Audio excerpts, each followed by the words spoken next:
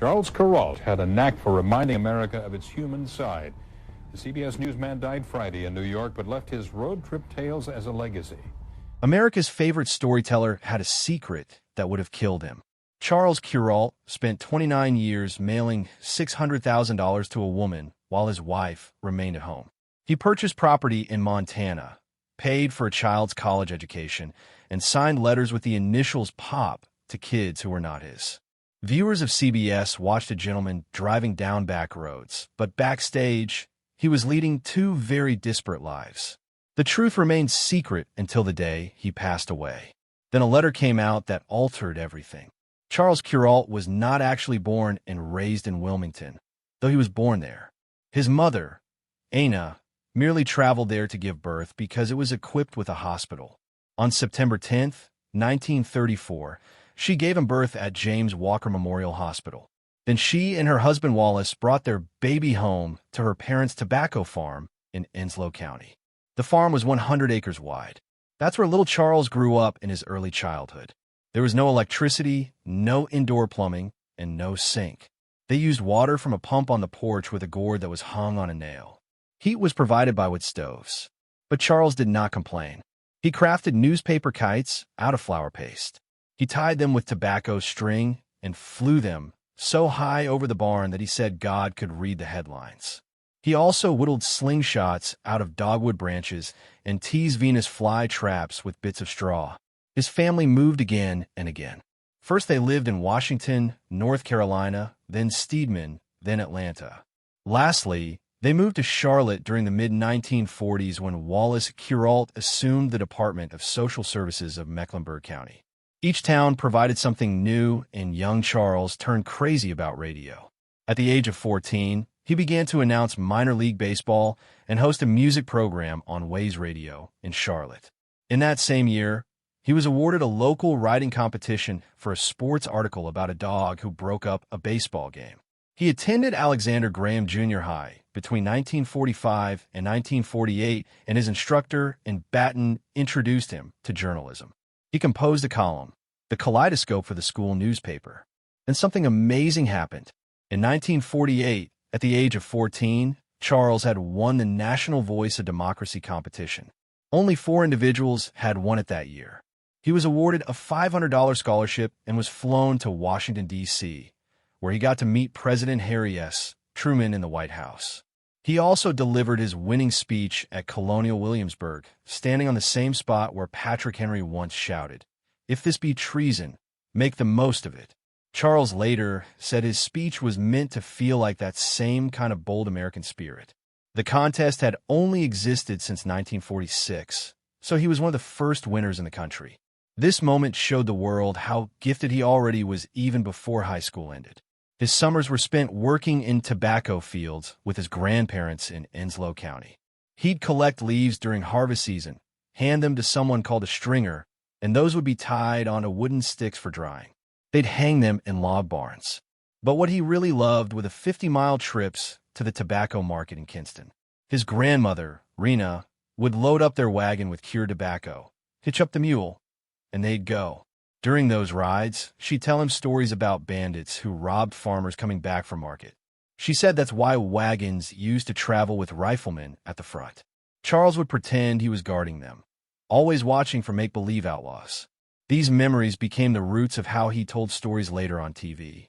He also saw things most white children didn't. Growing up in the segregated South, Charles went to all-white schools. But he could see what was happening to black people.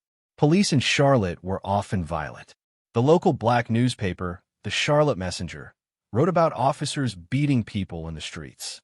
His father's job as a social worker showed him even more inequality. This all stayed with Charles. Later in life, he never preached politics on TV, but he always made sure to tell stories that gave a voice to people who were often ignored. That was his way of standing up. At Central High School between 1948 and 1951, he wasn't just another student. He was known as the most talented writer in the school. His classmates voted him most likely to succeed in 1951, but he was already succeeding. At 14, he was a radio announcer. That year, he won the Voice of Democracy contest, shook hands with the U.S. president, and earned $500. That would be worth over $5,000 today. He edited the school paper so well that actual reporters started noticing him. He entered the University of North Carolina at Chapel Hill in 1951, and his work there was staggering. He majored in history, but also worked for several radio stations, including WNC and WCHL. He covered football and basketball games, made radio documentaries, and kept up his grades. He joined the St. Anthony Hall literary fraternity, showing he wasn't just smart with news, he was a thinker too. His classmates couldn't believe how he managed to do so many things at once. He could write a full script, record it, and then go take a history exam without missing a beat. In 1953, when he was only 19, he worked part-time at Ways Radio in Charlotte. This wasn't a college job. He was doing professional broadcasts, calling baseball games with the same smooth delivery that later made him famous. He spoke like he was sitting next to you in your living room. While others barked out stats, Charles told stories, and people loved it. The station got phone calls praising him. Managers couldn't believe he was still just a teenager. But he had something different, a calm voice that made people feel like they were being seen and heard. By 1954, he became the editor of the student newspaper, the Daily Tar Heel. And he didn't fear anything. He penned furious editorials against racial segregation, fully aware that it would outrage a lot of people. Some branded him a communist. State legislators publicly insulted him. When the university prohibited alcohol in fraternities, Charles penned an editorial that simply read, "Pierre, meet Fred," ridiculing the school's policy by likening it to a French prohibition of wine. He didn't only report the news. He criticized authority, and he did it with wit. In 1955, he graduated from UNC with a history degree. His family encouraged him to attend law school. That would have been the prudent decision. But Charles had recently won a national award for a radio documentary on North Carolina's history. It was so professional that even pro-journalists around the country sat up and listened. His professors were amazed when he gave up law school to pursue journalism for real. It was a gamble. His family was not well off. But 2 years later, in 1957, CBS News took him on. He was 23, and he was the youngest correspondent in network history. Charles Kuralt transferred to CBS headquarters in New York in 1959. It was like a dream for him.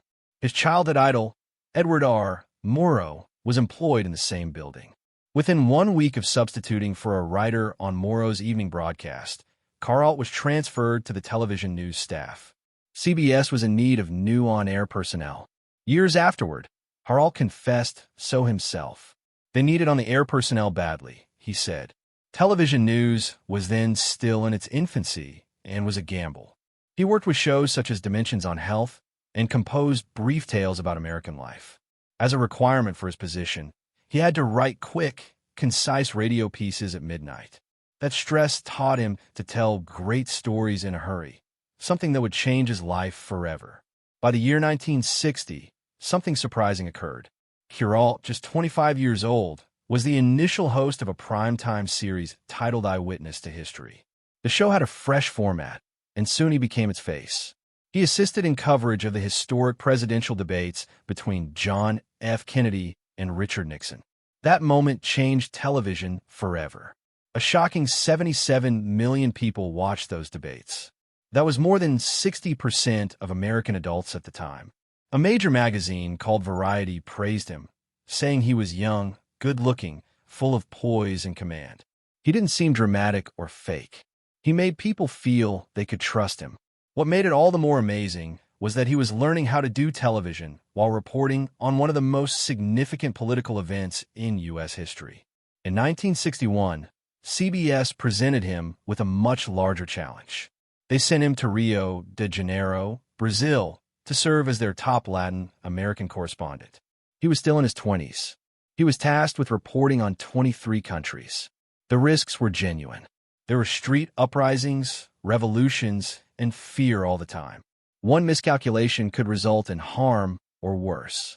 He had to cover locations where governments collapsed and violence made headlines daily. He continued doing it until October 1962, just when the Cuban Missile Crisis had the entire region even more volatile. Each story he sent back demonstrated that he could deal with chaos calmly. He was more than a reporter now. He was a person that people relied on. By the time he returned to the United States in 1964, it was changing rapidly. There were protests,